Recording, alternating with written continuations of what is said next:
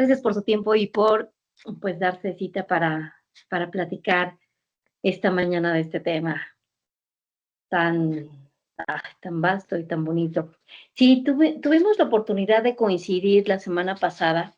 La semana pasada dimos una charla muy relacionada con el tema de liderazgo y comentaba yo que iba a ser importante considerar como consecutiva esta otra charla. Y voy a tratar de recordar algunos temas que vimos en esta charla anterior. En la que ya hablamos que el liderazgo, por ejemplo, no necesariamente equivale a una posición o una asignación de responsabilidad, que el liderazgo en general es influencia.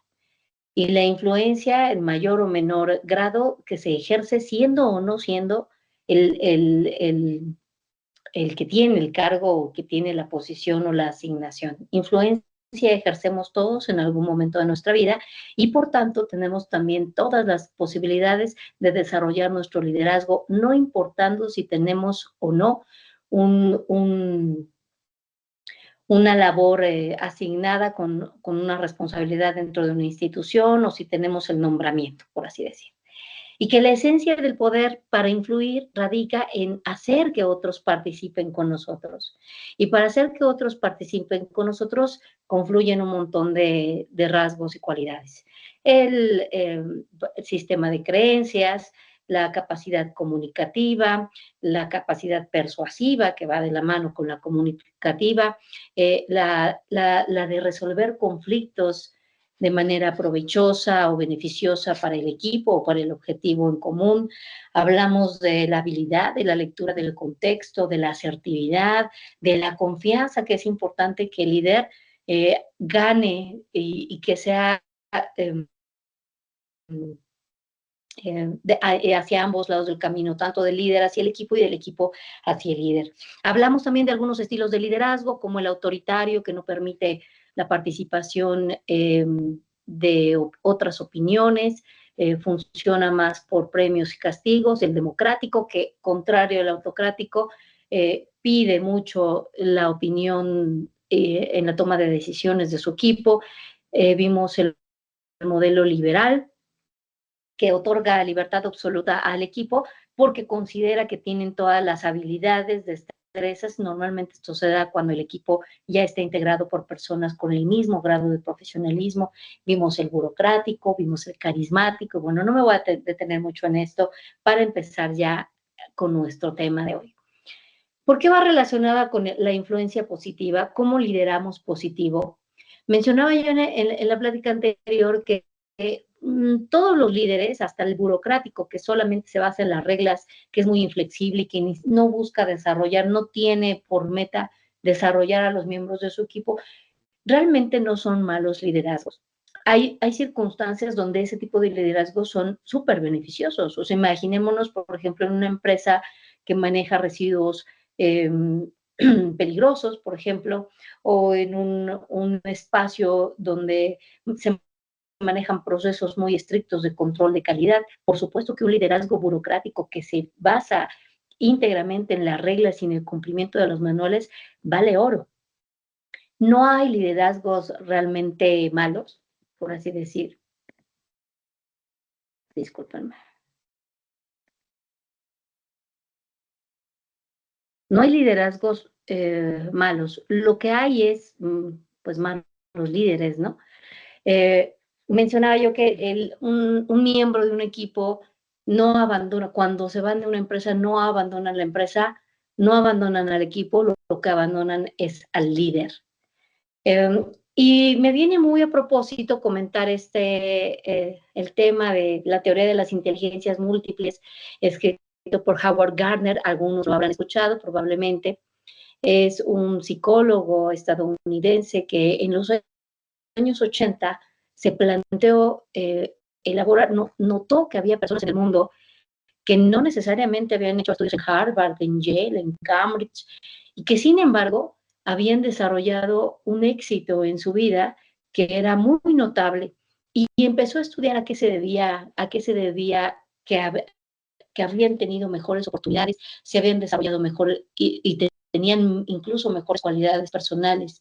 Y entonces En este estudio de todos estos perfiles, muchos de ellos empresarios, otros acaso muy pocos políticos, pero científicos, artistas, había personas que habían alcanzado este grado de éxito que pues muchos aspiramos, y de ahí deriva su libro en 1983, que es la teoría de las inteligencias múltiples. Fíjense, ya tenemos 42 años de este documento que hoy sigue siendo objeto de estudio, de tratado y de aplicación, y tiene muchos desafíos, incluso para que en las aulas, en la convivencia cotidiana, lo comprendamos. Básicamente describe que el cerebro humano no es esta máquina fija con la que nacemos con ciertas cualidades y párale de contar. Si tu inteligencia era, según las perspectivas anteriores que medían el coeficiente intelectual, enteramente matemática, olvídate de desarrollar la lingüística o la musical o la intrapersonal, o sea, olvídate, porque tu cerebro venía así diseñado. Esta teoría combate completamente esos postulados y explica que todos los seres humanos tenemos como todos estos ordenadores en la cabeza. Uno dedicado a la lingüística, otro a la lógica matemática, otro a la visual espacial, otro a la musical, a la interpersonal y naturalista.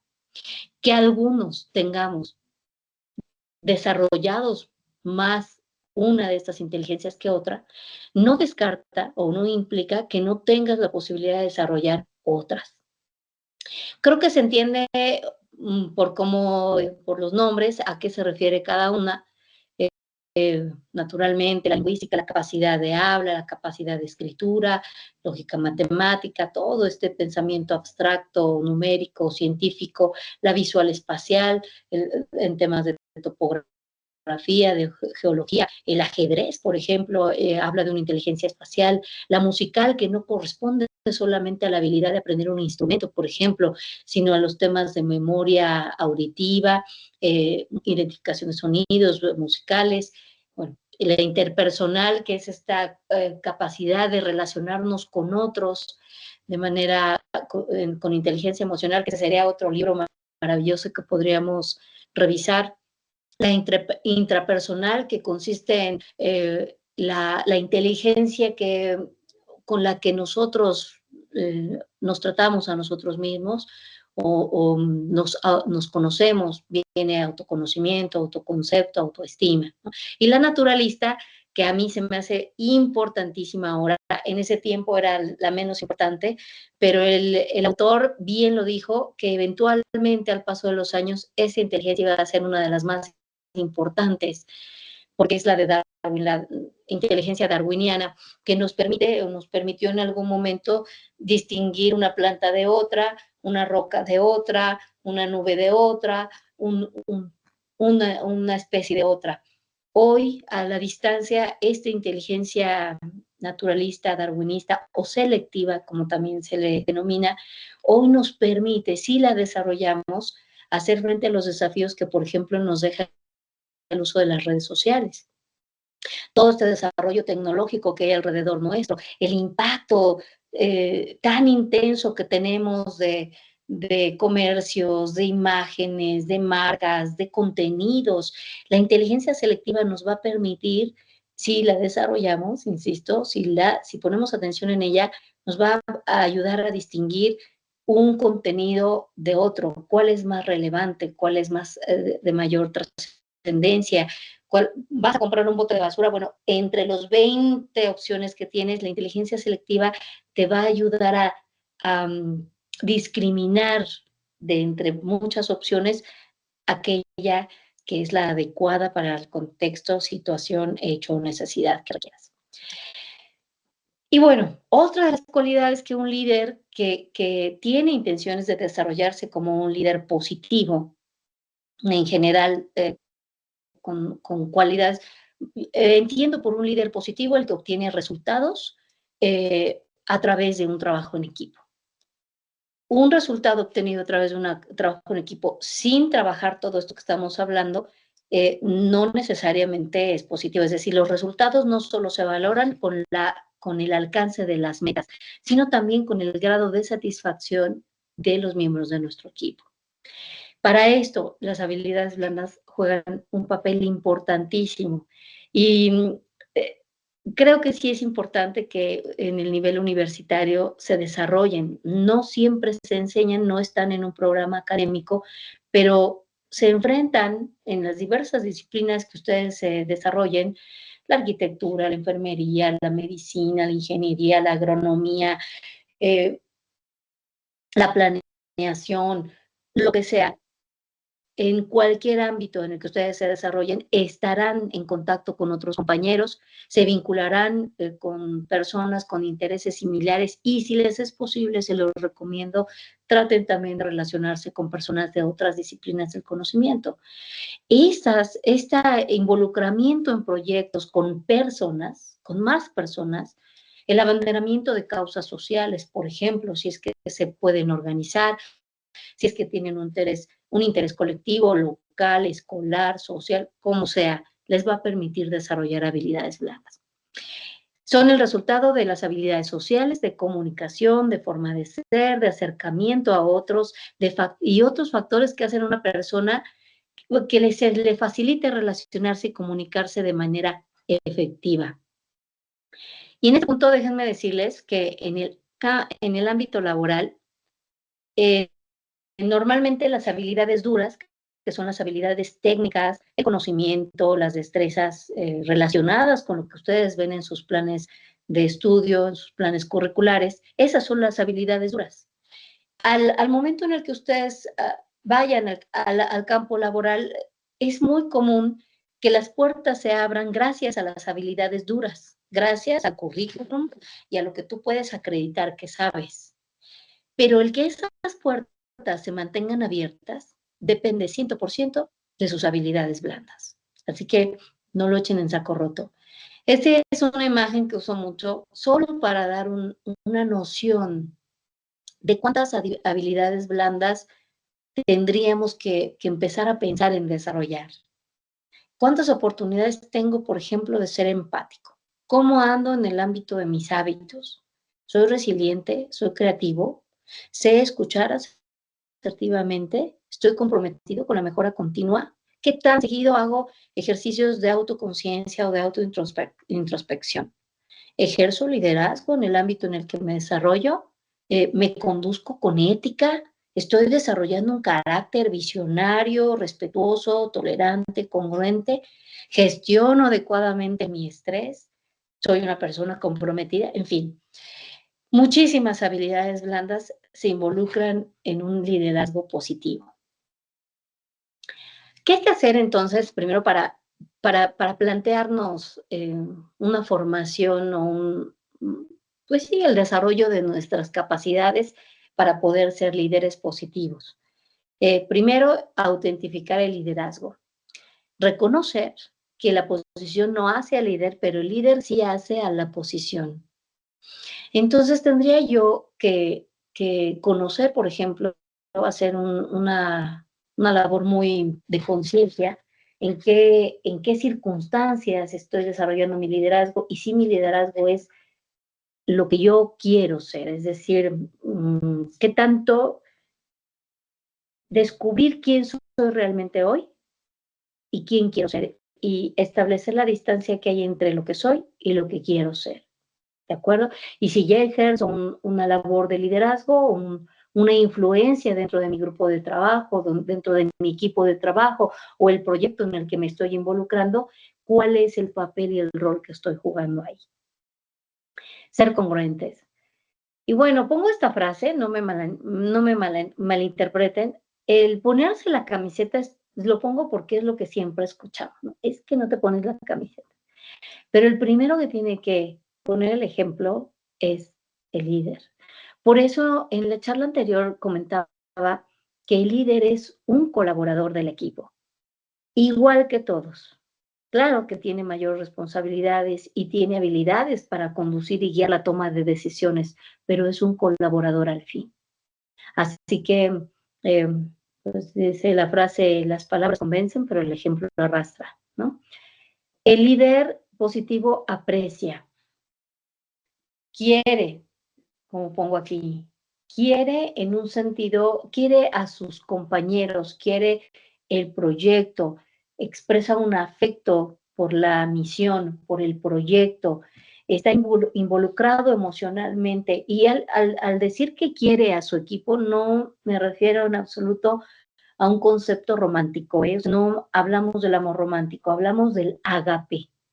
En la filosofía griega el ágape es el amor por decisión, por convicción. Yo quiero a mi equipo y es importantísima esta parte porque a veces de pronto no conocemos al equipo, pero compartimos creencias, compartimos objetivos, compartimos sueños, compartimos muchas horas de trabajo, compartimos, pero si no queremos, cuando llegue una crisis, un conflicto, un desafío, un líder que no está en la posición de proteger y cuidar a su equipo, es difícil que supere los desafíos con la mayor satisfacción posible. Algunos, tristemente lo he visto, sacrifican a su equipo. Y es bien lamentable, bien, bien lamentable. Pero ¿saben qué pasa con todos esos miembros del equipo que se sienten pues traicionados, que han sido traicionados en la confianza, en la lealtad, en el trabajo? Es muy, muy difícil recuperar la confianza que pierden. A veces ganar la confianza se gana rápido. Cuando se pierde, ya no es tan sencillo recuperarla. A veces es imposible, francamente. Un buen líder agradece. Y para que haya gratitud, antes tiene que reconocer.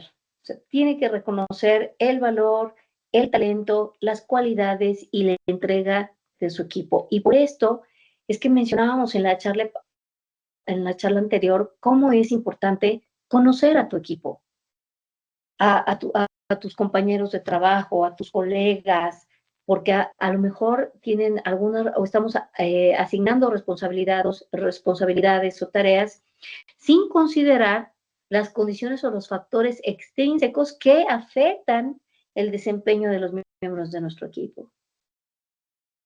En algún momento tuve un colaborador en la Secretaría de Salud, trabajábamos muy bien, fabuloso, se integró, era un elemento maravilloso, pese a que no tenía formación profesional y se desenvolvía mucho mejor con todas las áreas en el trabajo.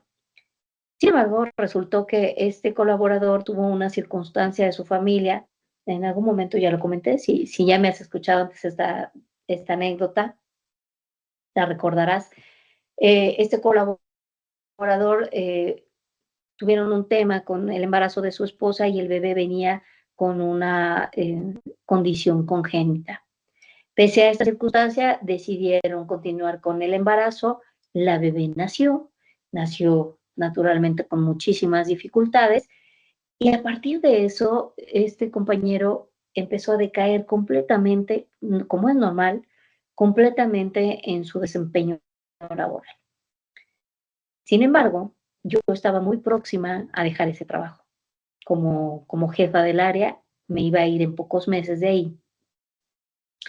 Y estaba francamente muy preocupada de que no estuviera dando los resultados que se sabía que se esperaban de él. Así que platiqué con él y entonces le dije, oye Raúl, ¿cómo estás en casa? Bien, bien, ¿cómo está la bebé? Pues tiene estas circunstancias y cómo se organizan, pues mi esposa y luego viene mi cuñada y nos ayuda muy bien.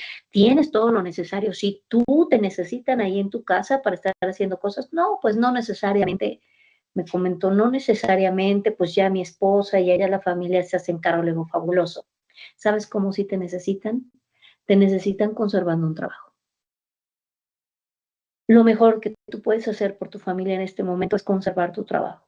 Si yo me voy en unos meses, es muy probable, mirando estos resultados que estás entregando, es muy probable que prescindan de ti cuando yo ya no esté.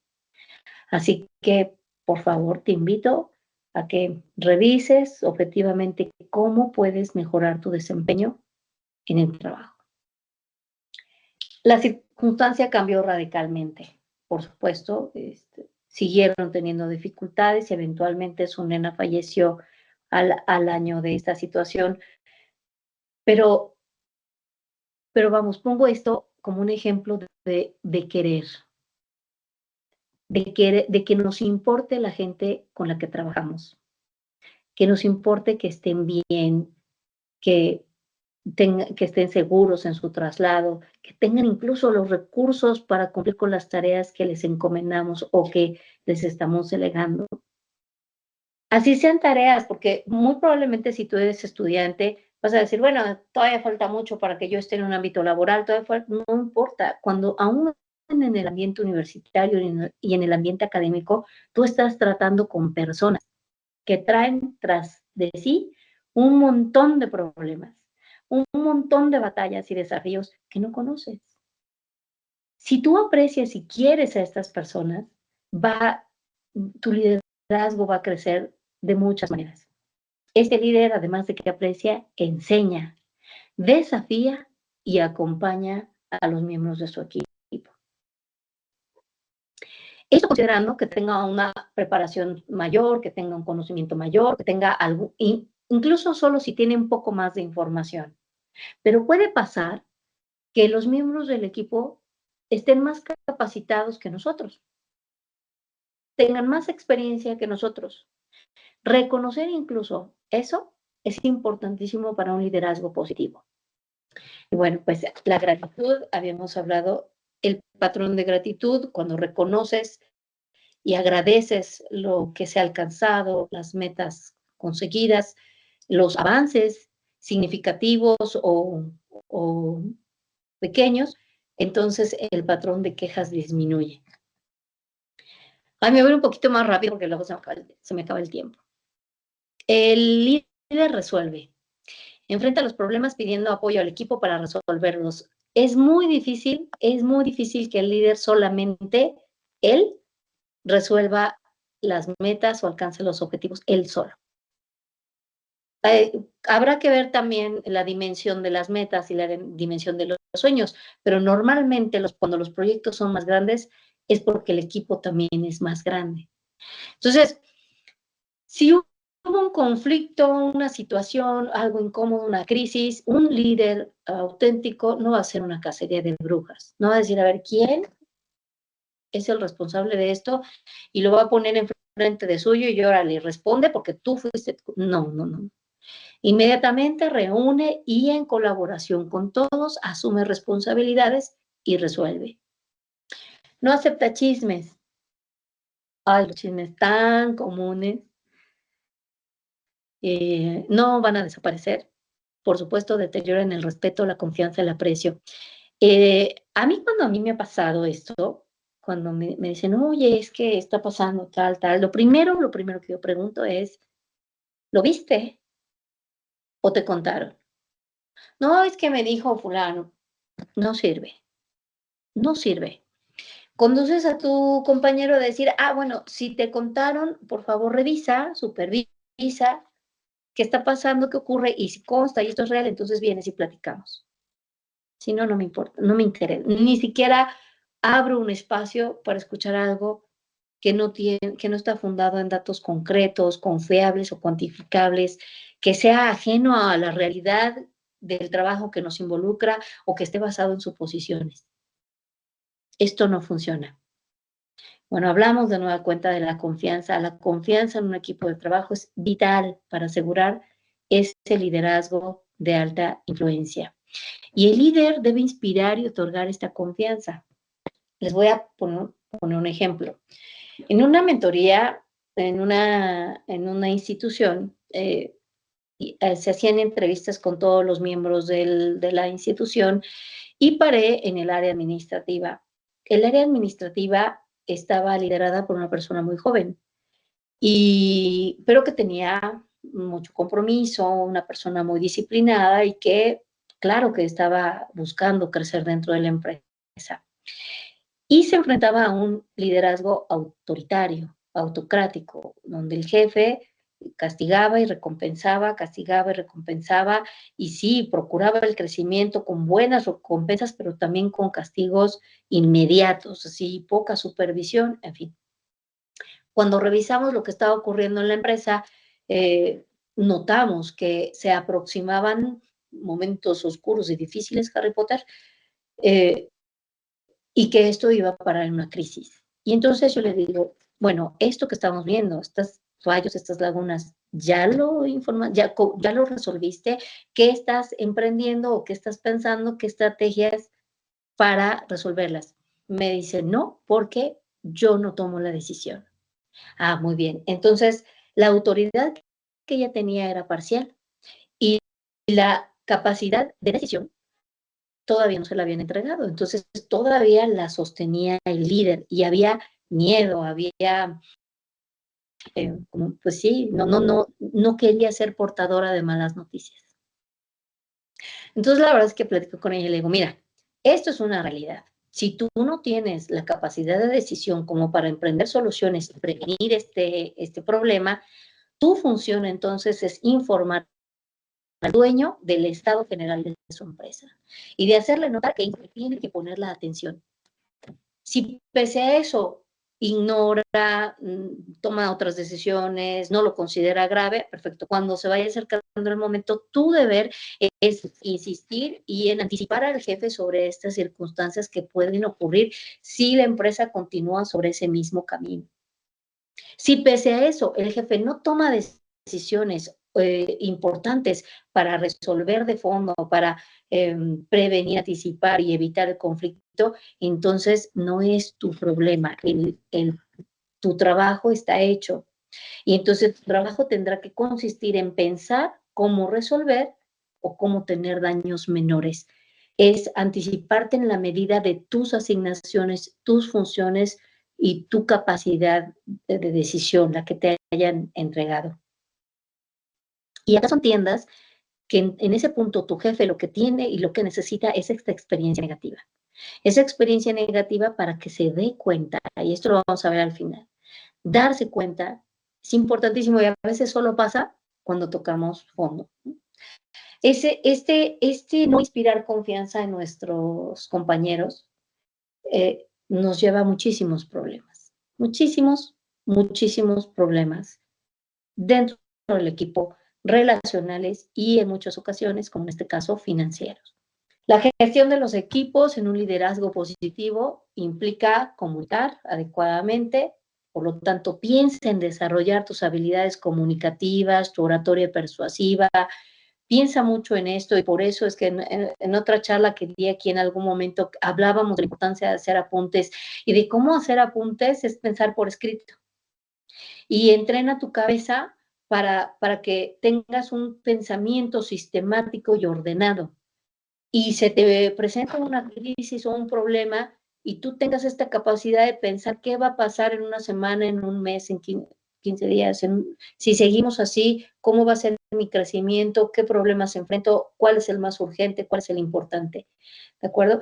Esto, pues bueno, viene de la mano con otras habilidades blandas, ¿no? Como la escritura creativa, la asertividad, la escucha, en fin. Define objetivos. Un líder debe tener claros los objetivos y estar dispuesto a adaptarlos y a cambiarlos. Usualmente, por ejemplo, en la organización de eventos, hay un concepto que yo manejo que se llama el punto de no retorno. Y es que en el momento en el que se hace un check general para decir qué evento vamos a hacer, pues vamos a hacer una ceremonia, tal día, tal fecha, vamos a presentar una obra de teatro, vamos a dar unos bocadillos, no sé, lo que sea. Tú haces toda tu relación y te organizas y defines este es el objetivo y así quiero que salga la gente de mi evento.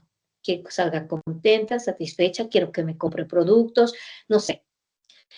Y entonces vamos a establecer un punto de no retorno desde el momento en el que hacemos este cuestionario y la fecha en la que el evento se va a realizar. El punto de no retorno está al final y que acaso un poco antes. Si para este punto no están hechos el 80% de estas cosas, mis objetivos van a cambiar.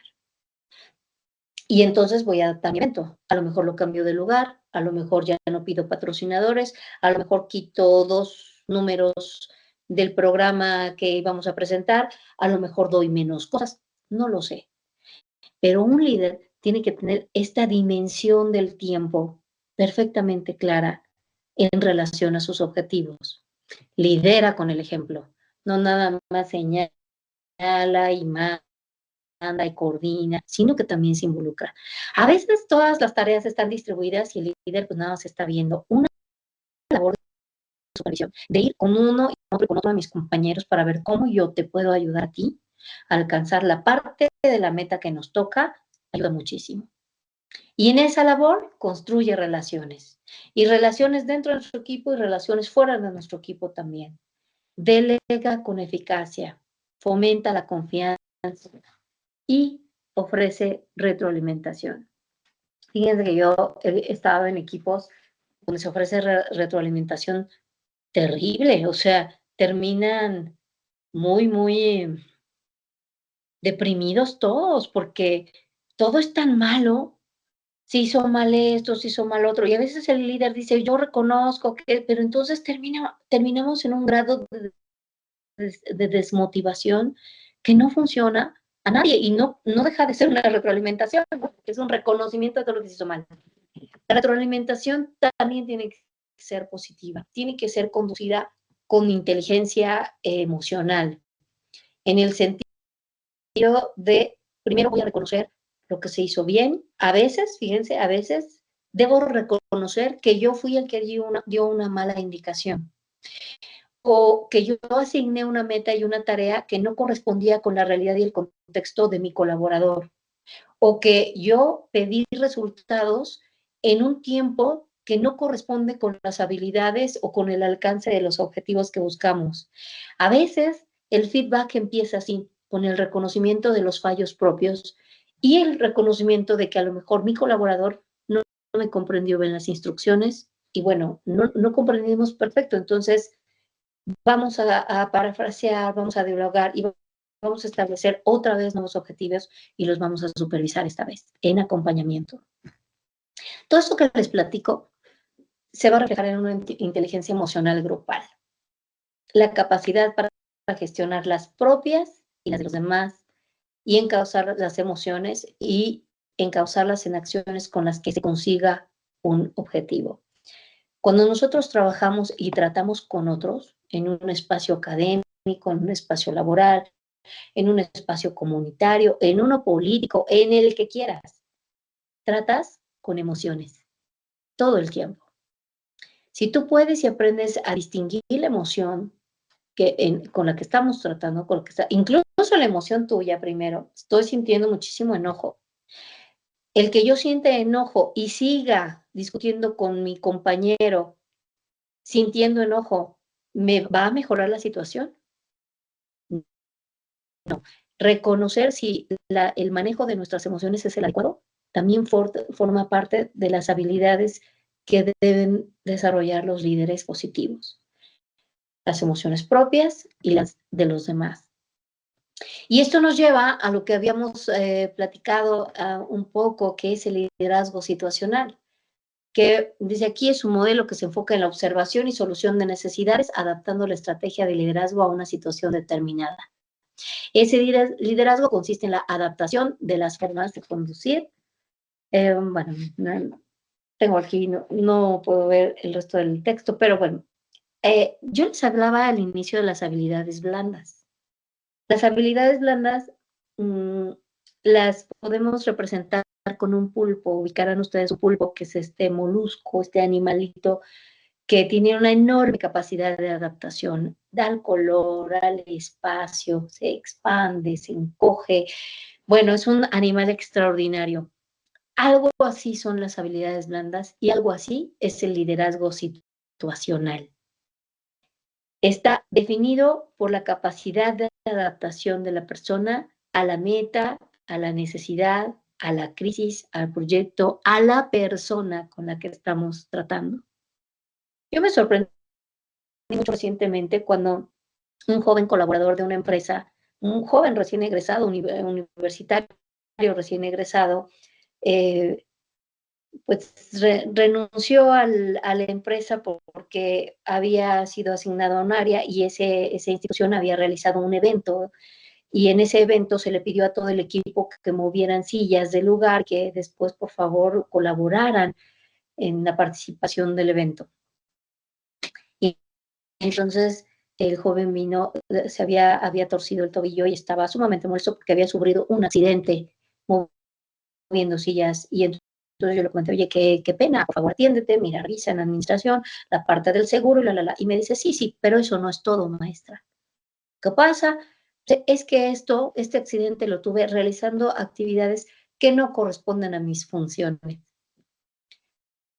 Y entonces en este momento sentí una gran decepción, no lo voy a negar, y mucha frustración, porque, y se lo comenté a él, le digo, mira, yo no sé cuál es tu perspectiva del trabajo, pero en un trabajo todos hacemos un poco de todo, al menos en estas áreas. Cierto es que hay un área y funciones establecidas, pero también es cierto que todos estamos por el propósito de la empresa. Y el propósito de la empresa incluye muchísimas actitudes y muchísima disposición para colaborar y alcanzar ese propósito de la empresa. Si no compartes el que se te pida ayuda en estos temas, pues la verdad veo difícil que no solo aquí, sino que en otros espacios te puedas desarrollar, te puedas tú desarrollar, o sea, por tu bien casi casi. El que tengamos esta habilidad de tratar con servicios generales igual que tratas con un director o con un secretario o con un gestor o con un proveedor, habla de tu liderazgo situacional. Valórenlo, jóvenes, valórenlo porque sí es muy importante y esto no lo vi una vez. Ese es el ejemplo más reciente, pero no lo he visto solo una vez. Entonces, bueno, una de las filosofías que a mí me gusta mucho promover, que me parece maravillosa, es la filosofía del Kaizen. Kai, que proviene de la palabra, de la raíz japonesa cambio, y Zen, que proviene de la raíz bueno, que significa cambio para mejor. El Kaizen es más que una filosofía, bueno, si es una filosofía, es una metodología. Y surge en los años 1945, después de la Segunda Guerra Mundial, cuando sabemos que vino el Holocausto y después las bombas de Hiroshima y Nagasaki que devastaron estas dos ciudades, devastaron a Japón, económica, moralmente, de todas formas posible, el país estaba en ruinas. Y entonces a esta filosofía se le atribuye el enorme crecimiento que permitió hoy a Japón ser una potencia mundial. Y se basa en esto. La idea central es que siempre hay un espacio para mejorar y que la mejora es un proceso que no tiene fin. Este proceso debe de involucrarnos a todos de manera activa. Y en el caso del trabajo, es a todos los trabajadores desde la línea más básica y operativa hasta el nivel directivo. En el ámbito universitario implica que todos, por ejemplo, si estamos en un trabajo con equipo donde todos somos alumnos, implica que todos, aunque haya un liderazgo asignado, todos nos consideramos con las mismas cualidades para opinar, para tomar una decisión y para compartir información.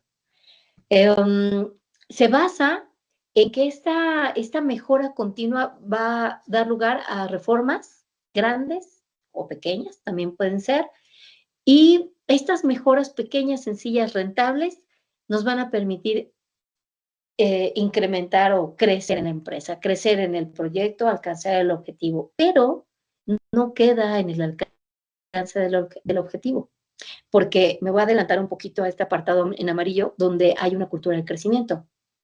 La mejora continua nos implica que aunque haya alcanzado la meta o el objetivo, siempre hay un espacio para mejorar y para crecer. Entonces, habla, por ejemplo, vamos a poner el ejemplo de una empresa que hace productos. La mejora continua es asegurar la calidad del producto, por ejemplo. Y ya que aseguré la calidad del producto, entonces ahora tengo que pensar cómo doy espacio a la mejora. La mejora puede ser hacerlo más rápido, más eficiente, más bonito, más barato. Ujú. Y alcanzar esos espacios de mejora pueden ser en todas las líneas de producción. Puede ser en un área administrativa, ahora puede ser en el diseño, ahora puede ser en la gestión empresarial, ahora puede ser en el ámbito directivo. A lo mejor nos vamos a expandir y todo va a crecer. A lo mejor solamente es en el trabajo interno de equipo, pero siempre, siempre, siempre hay una mejora que nos permite prevenir, adaptarnos al mundo moderno, mejorar para resolver o hacer frente a las necesidades del mundo y cambiar. Entonces, en esta filosofía se mejora el proceso también, de modo que logras procesos que son seguros, ya que los has pulido y mantenidos. Y cuando tienes un proceso seguro y mantenido, entonces implica una evaluación constante y la evaluación constante te va a permitir identificar campos de oportunidad y vas a tener relaciones eficientes. Y en esta cultura de la mejora de los cambios, si encuentras que hay una laguna, tú vas a poder comprender las causas de esa anormalidad, de esa laguna o de ese problema. De modo que cuando resuelvas las causas, puedas mantener este proceso seguro y sostenido que garantice la permanencia de la empresa y el crecimiento de la empresa. Esta filosofía también se basa en la gestión de las competencias, del talento y habla particularmente, por aquí lo tengo, del desperdicio. Elimina el desperdicio. Y bueno, si pensamos naturalmente en un ámbito empresarial, pues el desperdicio pueden ser los recursos, ¿no? Residuos. Pero la filosofía Kaizen va mucho más allá. De hecho, esta filosofía tiene otras variantes que ya después podríamos abordar, un poco más relacionadas hacia el aspecto personal. El desperdicio habla de cuando un líder desaprovecha habilidades, actitudes, talentos o tiempo de su equipo. Cuando tú quieres liderar positivo, no harías mal en revisar esta filosofía de Kaizen, porque el tema de evitar el desperdicio implica justamente buscar sacar lo mejor de cada miembro del equipo, de cada oportunidad, de cada gestión, de cada recurso, de cada factor que se involucra para el alcance de tu proyecto. ¿De acuerdo? Entonces, bueno, es la filosofía Kaizen y a mí me gusta mucho terminar algunas pláticas con esto, que les digo que tenemos que involucrarnos seriamente en el desarrollo de nuestras habilidades blandas y la madre de todas las habilidades blandas, de las muchas que ya hemos platicado aquí, es ni más ni menos que darse cuenta. Darse cuenta nos permite hacer un ejercicio de introspección, un ejercicio de revisión interna y ver cuál es la visión de mí mismo que tengo en este momento.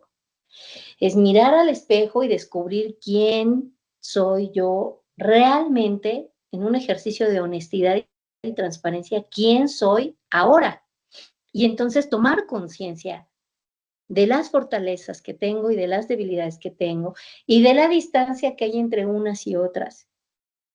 Y darse cuenta me va a permitir a mí empezar a describir qué acciones tendría yo que emprender para aproximarme a esta visión ideal que tengo de mí mismo. Y si yo tengo claras las acciones que tengo que realizar siguiendo esa ruta, entonces voy a empezar a moverme para adquirir esas habilidades. Y lo más importante en el tema de liderazgo es darte cuenta que necesitas a los demás. Darte cuenta que es importante reconocer que el crecimiento se da solamente en el encuentro con otros. Esto es, a mi modo de ver, un auténtico liderazgo. Y, y bueno, termino con esta frase de Charles Darwin: no es la especie más fuerte la que sobrevive, ni la más inteligente, sino la que responde mejor al cambio. Pero además voy a terminar con un proverbio chino que dice que ningún marino Ningún marino se hizo experto en un mar en calma. La única, tú puedes venir y escucharme, y yo te lo agradezco, escuchar pláticas de liderazgo, leer libros de liderazgo, tú te puedes empapar, pero si no te involucras en, en la realidad y en la experiencia, si no lideras, si no te metes y tratas con los conflictos, esto es como en la cocina, como en el deporte. En la cocina yo puedo tener mi colección maravillosa de cocina, pero tengo que quemar tortillas, tengo que quemar cazuelas, tengo que cocinar para aprender a cocinar. Entonces, si tienes una intención, se llama dentro tuyo poderte desarrollar en el ámbito de la personalidad, del desarrollo humano. El liderazgo es solo una parte de todo esto que construye a las personas, que les hace personas pues que responden a las necesidades del mundo, ¿no? Y creo que la universidad está llamada a eso, a formar profesionales que no solo tengan las destrezas, los conocimientos y las competencias, sino que también tengan las habilidades para hacer frente a esos desafíos. En la materia, insisto, en la que te desenvuelvas. Incluso el que sepas, el que conozcas a tus compañeros de otras disciplinas y que les respetes y que estimules o incluso generes proyectos en común. Por ejemplo, esta opción que tiene la universidad de hacer prácticas y servicio social con áreas multidisciplinares es maravilloso. Pero si todavía no estás en ese campo, pero quieres liderar, involúcrate en causas. Hay muchas causas, la que quieras. Hay vulnerabilidades de todo tipo. Y seguramente hay escolares y hay locales, comunitarias. Escribe un blog, involúcrate, indígnate. En algún momento platicaba con temas de derechos humanos aquí con ustedes, y yo les decía, justo después de la Segunda Guerra Mundial, el mundo, o los países del mundo decidieron, líderes del mundo, crear la ONU. ¿Por qué? Porque estaban indignados de la crueldad, del horror, y estaban resueltos a que eso no tendría que volver a pasar otra vez. Y 3 años después firman la Declaración de los Derechos Humanos, y entonces hay un compromiso de los países firmantes para de veras resolver nuestros conflictos y nuestros problemas por otra vía que no sea la violencia. Y entonces yo animo a eso, a que se indignen con cualquier injusticia visible o invisible que vean en el ramo en el que ustedes se desempeñen y ejerzan liderazgo, ejerzan y desarrollen habilidades de liderazgo. Esto es lo que tengo que compartir por hoy en esta plática de liderazgo. Hoy no me